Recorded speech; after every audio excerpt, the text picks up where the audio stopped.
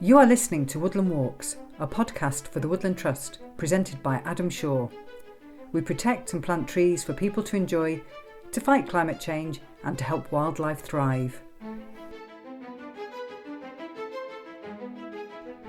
Do you know what?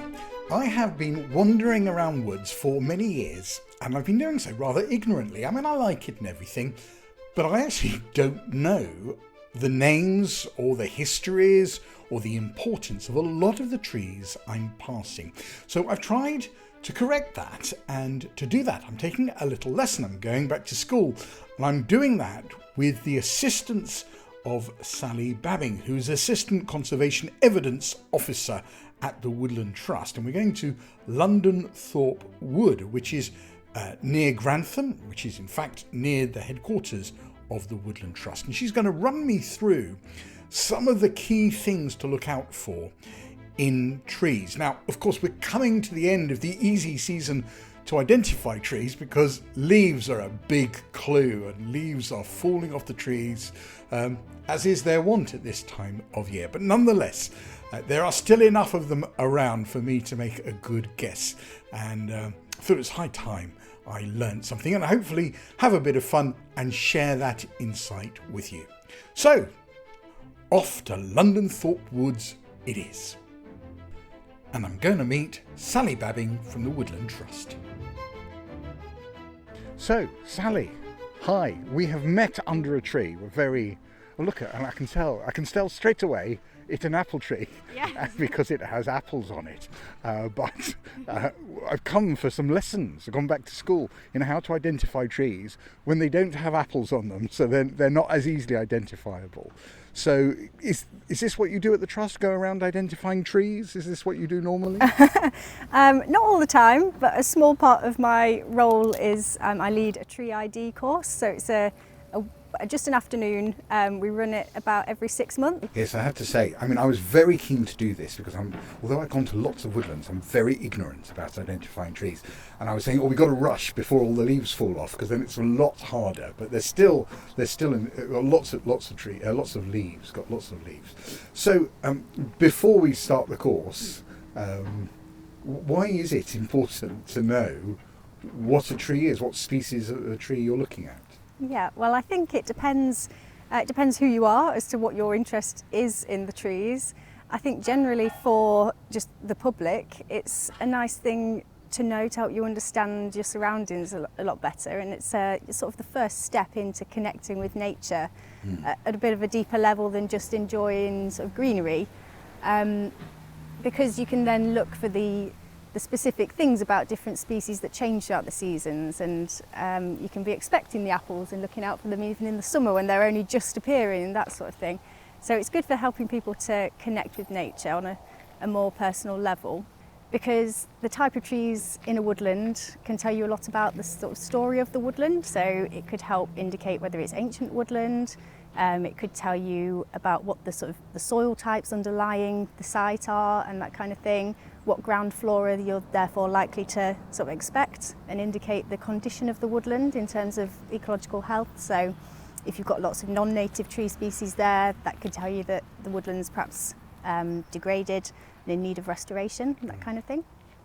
Okay, fantastic. And you're going to take me on a little journey, and we're going to identify some trees. Now, I have to say, first of all, me personally, but I think others as well, might find the whole thing rather daunting, because there are probably thousands of tree types, and you think, how on earth am I going to get to know any trees? Really, because I'll have to go back to university. Is it as daunting as it sort of first sounds? No, definitely not. There's only sort of a handful really of really common species. So, for example, maybe sort of 10 of the most common would be oak, ash, hawthorn, birch, beech, Scots pine, rowan, hazel, blackthorn and willow. And then you get to know those, and then you sort of gradually pepper some more interesting species in between. So that's very manageable. So sort of 10 of some of the most popular, well-known, sort of widely dispersed UK native trees, the list of which I've already forgotten. But if you know those 10, you'll sort of work your way around a woodland fairly well. Yeah, and it depends where you are, because you won't necessarily see all of those even. No. Okay. Very good. Well, let's start where we are. This is clearly an apple tree because it's got a very good harvest of apples on it. If it didn't, how do you spot an apple tree?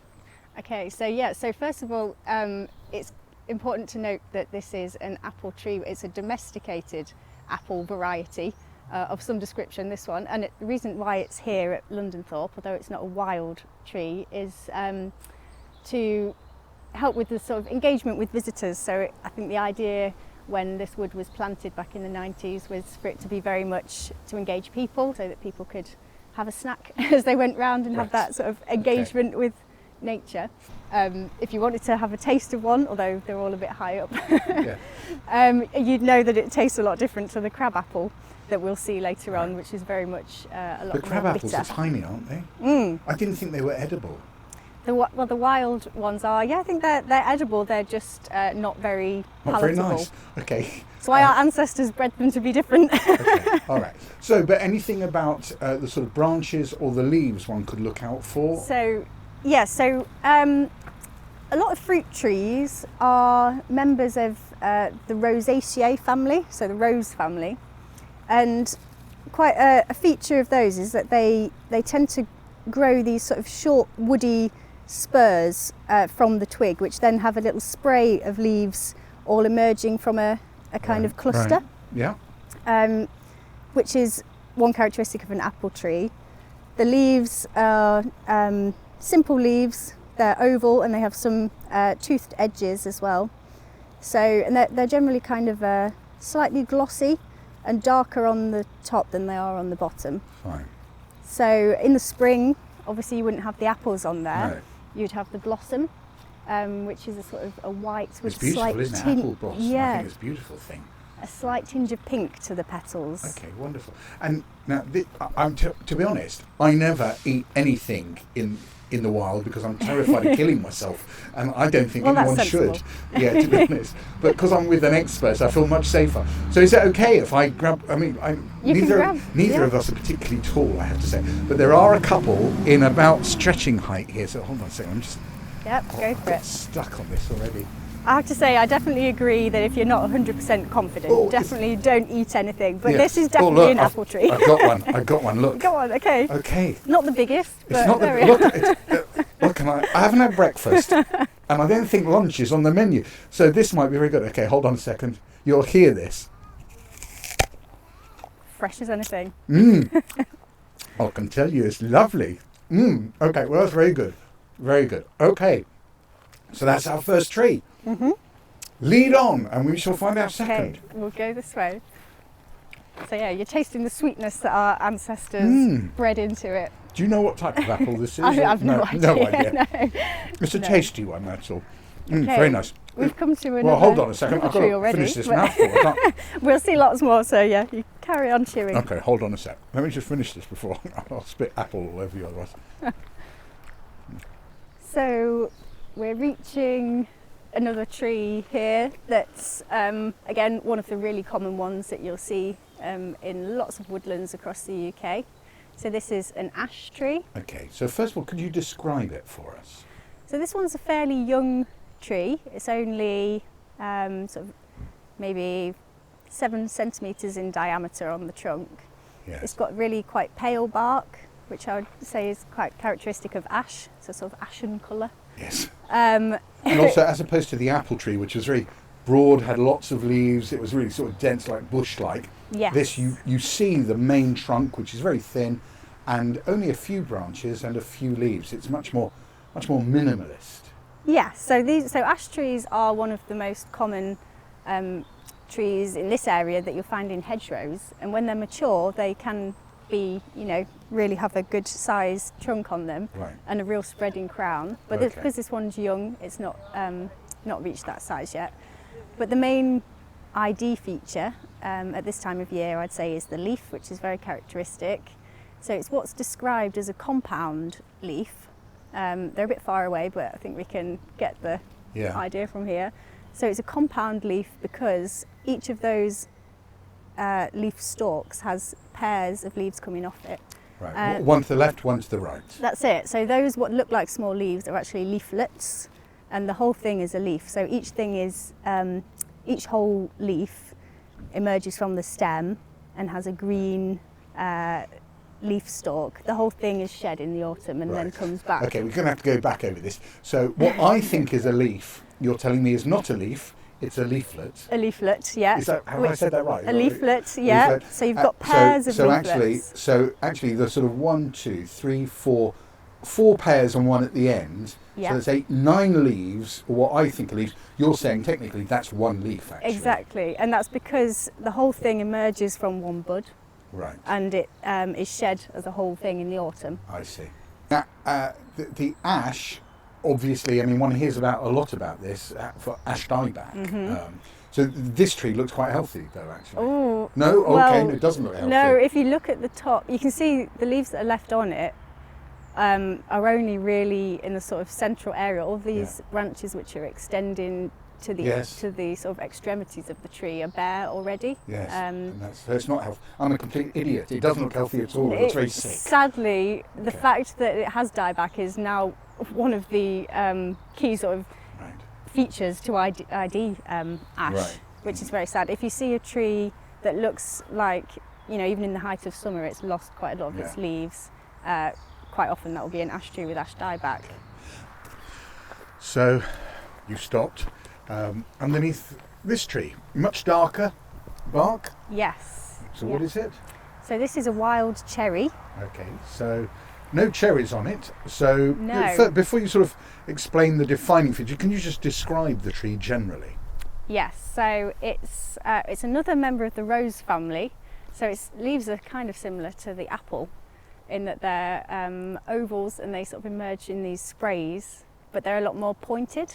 And the teeth around the edge, I'd say, are a lot more defined. Right. This one's a sort of medium-aged tree, I would say, and like many in Londonthorpe, because they were all planted in about the 90s. So the bark has these sort of horizontal lines across it, which are very characteristic of cherry. Mm-hmm. And as you say, it's a dark colour. This one's not as red as they come. They sometimes look a bit redder than this. Right. You can see, I think, some of the branches have been cut off, haven't they? And there it looks red. Yeah, so you can sort of see the red tinge to the wood inside there. So you mentioned it doesn't have any cherries on it. We're a bit late for cherries because they're something that are in season in the midsummer time of year. And the birds absolutely love them, so they get hoovered up as soon as they're on the tree, basically, as soon as they're ripe. And that's reflected in the name. The scientific name of the tree is Prunus, so that means it's a member of the sort of plum and cherry family. And then avium is the species name, obviously referring to birds there. So how much they love the cherries. So it's a good thing for the wildlife to have these planted. Absolutely, yeah. Very nice. And then so the leaves now. So I know you were previously telling me what I thought was a leaf was only a leaflet. Each individual one here is a leaf, though. Yeah, these are simple leaves. So, yeah, as you expect, the stalk joins directly to the woody stem, and the whole leaf beyond that is one single leaf with it. So the definition of a leaf is something, a sort of green thing which sprouts from a bud. Yes. So in this, each leaf will come from its own individual bud on this cherry. Brilliant. Let's head on.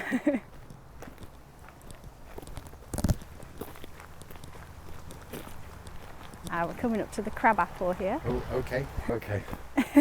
Okay, so this is a tree loaded with fruit. It's tiny mini apples. So this is the crabapple. A crabapple. So if you look at the leaves again, they're very similar to the apple tree that we saw before. Yeah. Not much difference in the leaf. Pale on the underside and glossy on the top. Right. And arising in these sort of little sprigs. Right. But the apples are tiny, and if you try one, try me. I'll try one. I'll take one for the team here. Yeah, you take one for the team. Okay, and you'll tell by all right, my now go on. reaction. If you're doing it, I'll do it. I'm only going to eat. It's a lifetime of going. Never eat anything. Go on, I'm only together. Okay, 1, 2, 3. Yeah. Not keen on I don't know, it's unusual. It's the aftertaste. It's unusual. It gets more sour, I think, as the more you chew it. It does a bit. Not as nice as the not one as nice. that's been But bred it's to be odd eaten. in a sense that no one ever sells crab apple. You know, I mean, Yeah. maybe because they don't taste good. You can make them Yes. into jelly. Crab apple jelly, I've heard of that. Anything tastes nice when you bung a load of sugar on top. Yes, that's true. That's true. We just eat the leaves. I mean, just take the leaves and chuck sugar on. Okay. I don't know why. You know, I think I've had my fill. Strangely of the Moorish. crab apple. No, not for me. I'll stay with my apple. They've definitely got a bitter, sour kick, haven't they? Yeah, yeah. Not as sweet. No. Is it okay to just throw this Yeah. into the verge for the animals? There's lots of windfall I can ones see. down there anyway, aren't there? Yeah. Don't have a cup of tea, take away that taste. No, there we are. But yeah, so that was just to illustrate the Okay. difference Yes. between a domestic No, apple no, and very a crab apple, wild apple, which of course is one of the ancestors of the domestic apple. Is it? Being offered a polo to take away the taste. Oh, go on, I will do. I said no, I will. That's very kind. Thank you. See, we can work. Go on then.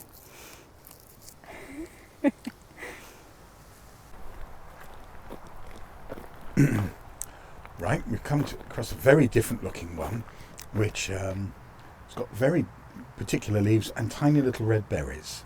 So, I know you don't like to reveal the tree at the beginning to build up the drama of it. I'll let you know it. But go on then, you talk me through this tree. Okay, so this one is hawthorn, Ah, right. common component of hedgerows up and down the country. Also known as quickthorn sometimes because it does grow very quickly. Right, This shows an example of how they can grow if they're not kept trim into a hedgerow. right.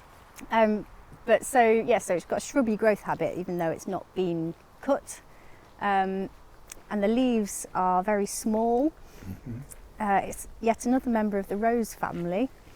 And the leaves are what we describe as lobed. So it has these sort of sticking out sections. You see, and to then me, inward although much sections. smaller, how ignorant a statement is that there's a similarity between this and an oak leaf.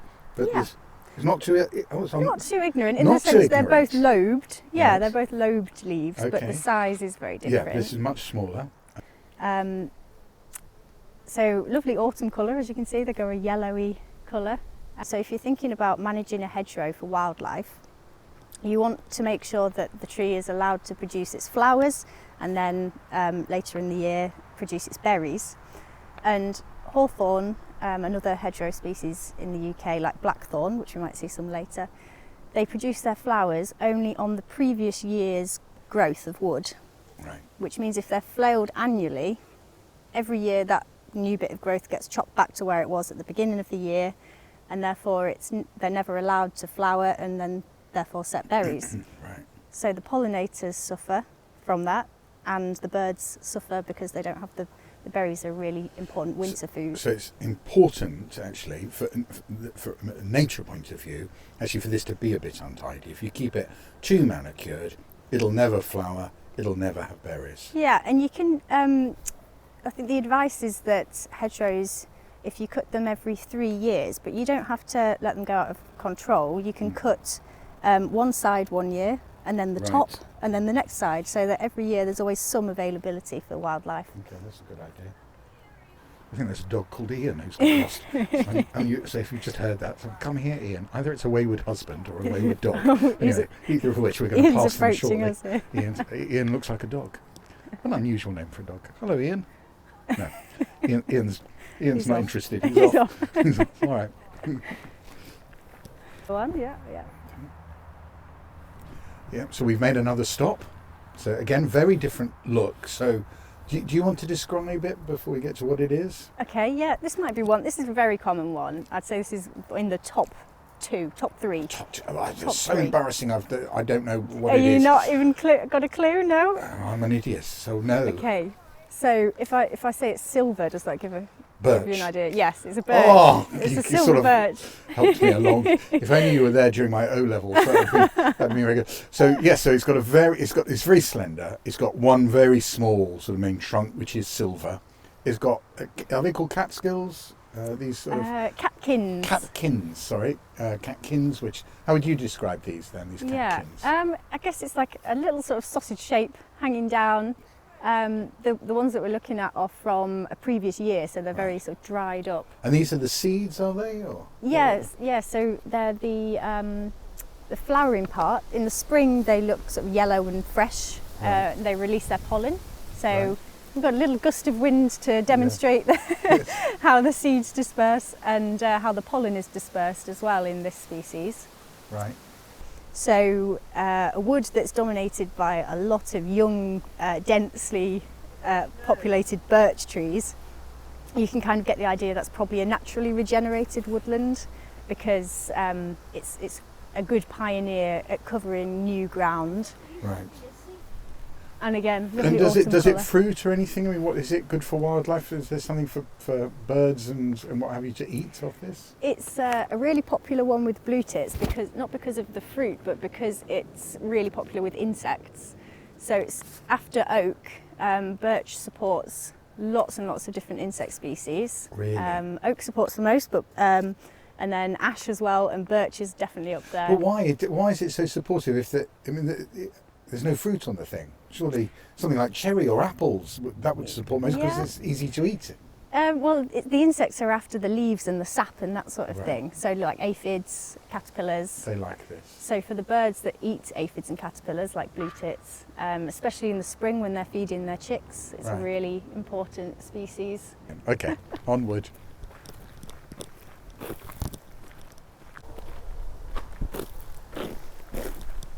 Although again, So I you, can't see a huge amount of acorns on this one. oh well, you're giving it away. I thought You're giving it away. You always like keeping me in suspense, but I know, therefore, we are looking at an oak. So the oak leaves are leaf is a characteristic. sort of national symbol. I mean, it's a symbol of the Woodland Trust anyway. Exactly. Yeah. You might as well describe them though, for those who don't know much Here we about the go. oak. So in this part of the country, we're in sort of East Midlands, you're likely to see the English oak, and that's characterised by a leaf which the leaf goes all the way up to the woody stem. There isn't any exposed bare leaf stalk in between. Yeah. And on the acorns, the acorn comes with a stem, that's the peduncle, hence peduncular oak. You know, well, I just reminded of my French or German lessons. I was feeling a bit lost. But lots of other people won't be lost. So here we've come across a clump of trees which are clearly all very similar. They've all got little red berries on. And I'm trying to see. Oh, lovely little leaves. Now, hold on a second. Haha. Hold on a second here. You see, I'm already learning. I would say this is about 10 leaves, but actually this is one leaf, and these are leaflets, aren't they? Indeed, yeah, see. you got Do it. I go to the top of the class? You got it, Yeah. yeah. Okay, so that's very good. So there's a stem leading from the main woody branch, and on that has a little collection of little leaves, which are called leaflets. So what tree is this? So as you've really correctly described there, it's very similar in leaf shape to the ash that we Right. saw before, which gives rise to one of the common names of this species, which is mountain ash. Sometimes people describe it, but the most commonly used name is rowan. Right. So it's a small tree. As we're looking around here, it's really standing out as part of the understory here under these taller ash and birch trees, because they've all gone a really lovely orangey russet colour in their autumn glory. Yeah. And these Yes, really they're turning bright, quicker than the other trees, aren't and their really bright berries stand out as well in these lovely they? clusters To be honest, of red. I've seen rowans which look a lot nicer. These look a bit bedraggled. Is that part of this particular tree, or is that a nature of the rowan? I think it's because of the situation they're growing in here. They're under quite a bit of shade Yeah, they're from fighting other for it, trees. aren't they? So we've got these leaves. They have little red berries on them, and the main trunk thin, and well here it's sort of rusty green colour. Sort of. Is that Quite fairly a typical? pale, yeah, quite a paley sort of colour and quite smooth. Yeah. But they never grow into a big tree, I would say, is one of the sort of key features of them. And good for nature. Yeah, so we can see all the berries here, loved by blackbirds. they're quite a common tree for people to plant in their garden because they don't grow too big. Yeah. So yeah, lovely for attracting the birds. Very good. Okay, so we've come to another oak, very low. Now, this is interesting, isn't it? So you can tell it's an oak, very big, substantial leaves. Looks really healthy, doesn't it? It does, except what's odd is that all of the branches start really low down. Yeah. It feels like, has this, I don't know, has man got involved here? Has it been cut back? I mean, this is odd. Yeah, well, it's a really interesting point that you make because it shows how the situation that a tree is growing in really affects its growth habit.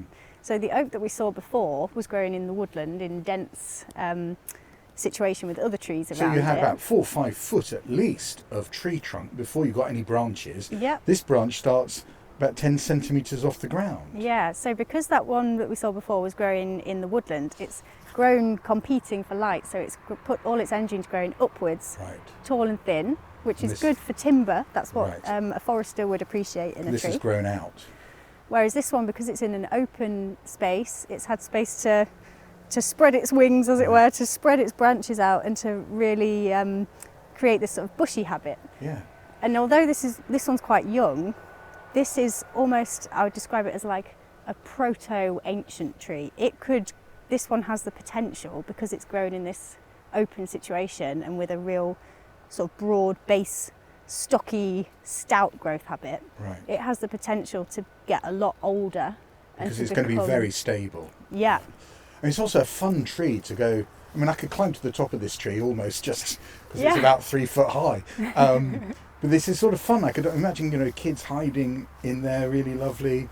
Yeah. So I didn't realise. So if you happen to be planting trees, lucky enough to have a garden where you can plant trees, and you wanted this sort of thing, you'd put it in itself, by itself, and it grows nice and short and big round and lots of bushy sort of stuff, because it's not competing. It's putting its energy elsewhere. That's it. So it sort of is characteristic of a type of habitat that we call wood pasture, Right. which is often you'll see at stately homes, like in the nearby Belton estate. Right. You get a scattered sort of collection of usually oak trees Right.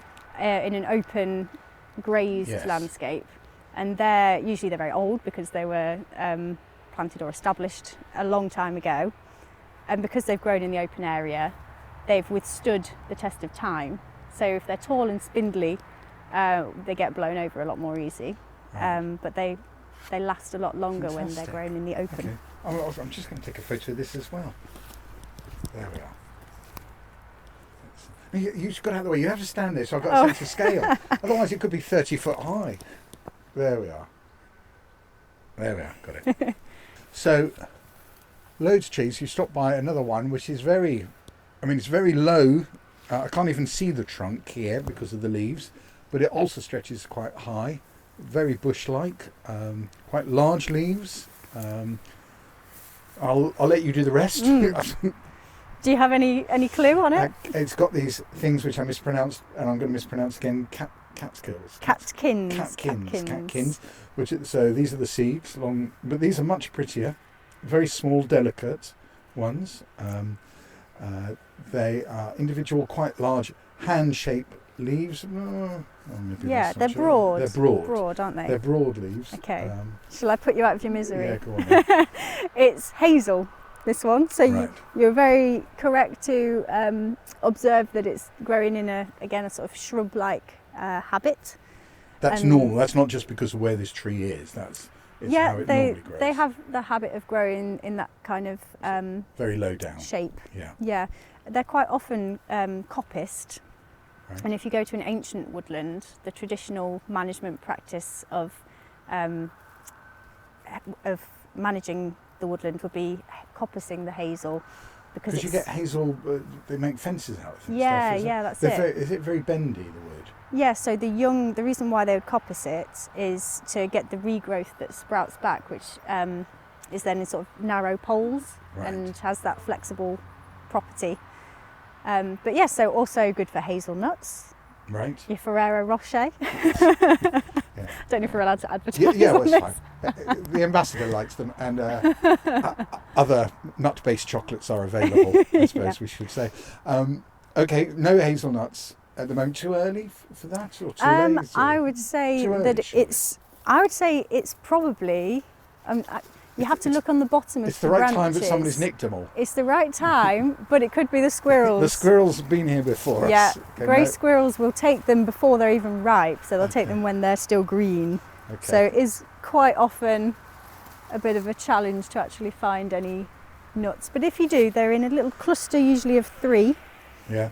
And they have a kind of a little outer frilly case to them, and then well, a hazelnut. You know what a hazelnut looks like? I do know what a hazelnut looks like. Well, look, I think you promised me 10 trees, but which is not going to have time to do them all. So we might have to do another podcast. We won't get another one in this year, so we'll have to wait for the next leaf season. You could do a winter, God, a isn't spring. it? Well, I was going to say I'd love to do a winter one, but aren't you just looking at bare trunks? Winter is next level up. Could you identify the trees in winter? Yeah, again. Oh, you see now. You shouldn't have said that. You shouldn't have said it, because I will come back then, and we'll try and see how good you are at identifying completely bare trees. I think that would be quite an interesting thing to do. I have to brush up. Yeah. There are keys and guides that can help you do it. Well, and I mean, you say that, and of course, the Woodland Trust has its own tree identifier app. It does. And there are others out there, and there is books as well. You can use. As well as the blog that goes along with this, and lots of photos will be on that. If you become a member of the Woodland Trust, you get a free little swatch book, right? Which is like a little pocket guide with the most common trees that you're likely to see on there, so you'll be always armed. I'm not sure I ever got that. Maybe I don't know. An outrage. Maybe I probably got it and lost it, is the truth. Probably got it and lost it. Anyway, we'll try and find you a new one. Okay, that'd be very kind. Okay, very good. So look, I have learnt an properly enormous amount. I'm not just saying this, a properly enormous amount today. And I'm going to listen back to what you say and make some notes as well, because I don't know no professional interest in this at all, but I think it's quite nice not to wander around ignorantly and just to go, oh, that's a hazelnut, that's ash, and lots of things you were saying about why that's good for birds. Your background is science and you work for the Woodland Trust, but how difficult is it for people to get a working knowledge of this stuff? I don't think it's too difficult to get to a point where you feel familiar with your local collection of trees that you see on a regular basis in your landscape. And I think even if you take from this session that we've done, if you take just a couple more than you knew before, that's getting you towards knowing a higher proportion of them, and then you'll know which ones you can rule out if you're looking at something different. So I think it's very doable, and I agree that it makes it a lot more. Your walks they have an extra layer of meaning when you can read the landscape a bit more. It does. And of course, if you're new to the Woodland Trust or not a member, but new to woods, you want to find a woodland near you, you can go to the Woodland Trust website, which is woodlandtrust.org.uk/find a wood, and you can find a wood. Thank you very much. It's been a fantastic day out. You're very welcome, Adam. I'm pleased you've learned something. Thank you for listening to the Woodland Trust Woodland Walks. Join us next month when Adam will be taking another walk in the company of Woodland Trust staff, partners and volunteers. And don't forget to subscribe to the series on iTunes or wherever you're listening to us, and do give us a review and a rating.